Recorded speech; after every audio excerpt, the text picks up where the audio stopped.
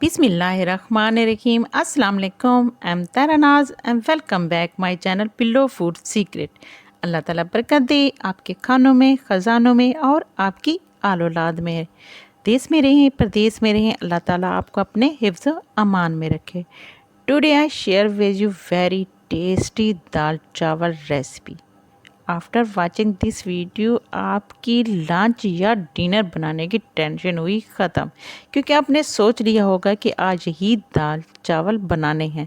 बहुत ही लजीज और मज़ेदार बनते हैं। ये इतने मज़ेदार होते हैं जिसे बच्चे हों या बड़े सारे ही शौक़ से खाएंगे और आपकी हर तरफ तारीफ़ होगी। और ज़्यादा तारीफ़ हासिल करनी है तो आपने करना क्या है, चैनल को सब्सक्राइब कर दें अगर आपने अभी तक चैनल को सब्सक्राइब नहीं किया, और वीडियो पसंद आए तो वीडियो को लाइक कर दें।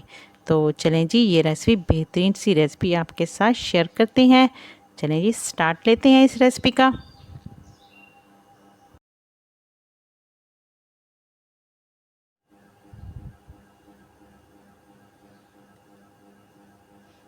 बिस्मिल्लाहिर्रहमानिर्रहीम।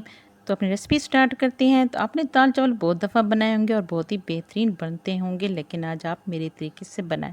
तो हमने एक पैन लिया, इसमें हमने हाफ़ कप ऑयल डाला, इसके साथ ही खड़े मसाले लेते हैं। 2 स्टिक जो मैंने ले ली हैं दालचीनी की, 2 लौंग मैंने लिए हैं 6 अदद, काली मिर्च ब्लैक पेपर 7 से 8 दाने लिए हैं, ज़ीरा 1 टेबल स्पून लिया और बड़ी इलायची मैंने 1 अदद या 2 अदद, जितनी आप पसंद करें उसके मुताबिक डाल लें। और इन सारे मसालों का आपने जब ऑयल गर्म हो जाए हल्का हल्का, तब आपने इसमें डाल लेना है और इसमें आपने इसको फ्राई करना है, ताकि ये सारे जो मसाला का फ्लेवर है इस ऑयल में आ जाए।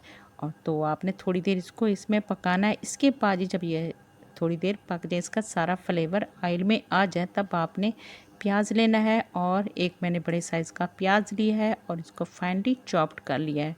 तो आपने फाइनली चॉप्ड कर लेना है और फिर इसमें आपने पका लेना है। तो आपने इस जो प्याज है, अनियन है, इसको आपने इसमें फ्राई कर लेना है। आपने इसको बहुत ज़्यादा फ्राई नहीं करना, ब्राउन नहीं करना, बल्कि आपने इसको ट्रांसपेरेंट रखना है, आई मीन इसको नरम करना है। और जब ये ट्रांसपेरेंट हो जाए तब आपने इसमें अदरक लहसुन का पेस्ट डाल लेना है। ये देखिए, हम इसको अच्छी तरह से पका लेते हैं। जब ये ट्रांसपेरेंट हो जाए तब आपने इसमें अदरक लहसुन का पेस्ट डाल लेना है। तो मैंने अदरक लहसुन का पेस्ट फ्रेश बनाया और इसको 1 टेबल स्पून है, आपने इसमें डाल देना है। तो माशाल्लाह बहुत ही बेहतरीन से अच्छी सी खुशबू, सुंदर सी खुशबू आनी शुरू हो जाती है। तो मुझे लहसुन की खुशबू बहुत अच्छी लगती है। तो ये देखिए, आप इसमें हमने डाल लिया और इसका बेहतरीन, इसको हम इसका कच्चापन ख़त्म कर लेंगे। और जी इसके साथ ही जब ये इसका कच्चापन ख़त्म हो जाए, अच्छे से फ्राई हो जाए, तो सारी चीज़ के बाद हम इसमें टमाटर डाल लेते हैं। टमाटर मैंने 2 अदद लिए हैं, फ्रेश से लाल लाल से टमाटर लिए हैं और इसको भी फाइनली चॉप्ड करके हमने डाल लिया। अगर आप चाहें तो आप इसका पेस्ट बनाकर भी डाल सकते हैं। तो मैंने इसे फाइनली चॉप्ड किया और इसको डाल दिया। इसके साथ ही जैसे ही टमाटर डालेंगे, इसमें मैं नमक मिर्च वगैरह डाल दूँगी। तो नमक आप अपने टेस्ट के मुताबिक डालें। तो मैंने 1 टेबल स्पून लिया है और इसके साथ 1 टेबल स्पून मैंने लाल मिर्च पाउडर डाल लिया है और 1/4 टीस्पून मैंने डाल लिया हल्दी। और इसको अच्छी तरह से हम इसमें मिक्स कर लेते हैं, पका लेते हैं।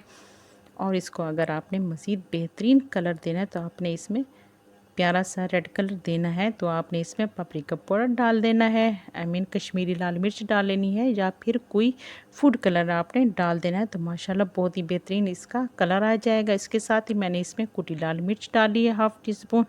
तो इन सारे मसालों को अच्छी तरह से हम ये सारे जो हैं बेहतरीन सा हम मसाला तैयार कर लेते हैं। इनको अच्छी तरह से फ्राई कर लेते हैं। और इसके साथ ही मैंने 1 टेबल स्पून ले लिया है खुश्क धनिया पाउडर। तो इसको भी इसके साथ ही हम पका लेंगे।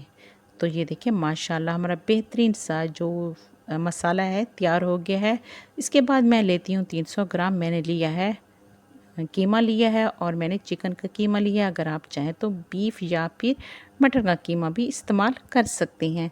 तो आप ये कीमा लेने के बाद आपने इसको इसमें फ्राई कर लेना है अच्छी तरह से, ताकि इसकी स्मेल जो होती है गोश्त की वो भी ख़त्म हो जाए और बेहतरीन सा ये हमारा तैयार हो जाए।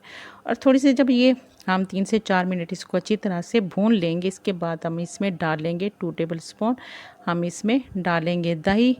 तो दही में इसको अच्छी तरह से फ्राई करेंगे। तो दही जब इसमें डालेंगे तो ये बिल्कुल हमारा बेहतरीन सा कीमा तैयार होगा और दानेदार कीमा होगा।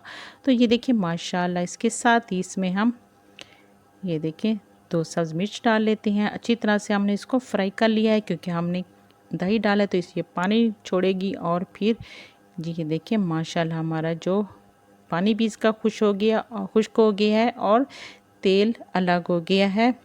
तो ये देखिए इसका जो एक्सेस ऑयल है, जो ज़्यादा ऑयल है, हम इस थोड़ा सा निकाल लेते हैं। तो इसको साइड पे रख देते हैं और फिर आपको बताते हैं इसका हमने क्या करना है। तो ये निकाल के हम साइड पे रख लेते हैं और जी फिर इसको अच्छी तरह से हमने भून लेना है। और इसके बाद जी मैंने ली है दाल, चने की दाल ली है 1 कप। और इसको पहले मैंने भिगो के, धोने के बाद 1 घंटा पहले भिगो के रख दिया। भिगोने के बाद जी मैंने इसे बॉयल कर लिया है और जी इसको मैंने 80% तक बॉयल किया था और 20% रहने दिया था, जो हम इस कीमे के साथ इसको पका लेंगे। तो ये देखिए इसको अच्छी तरह से हम कीमे के साथ भून लेंगे।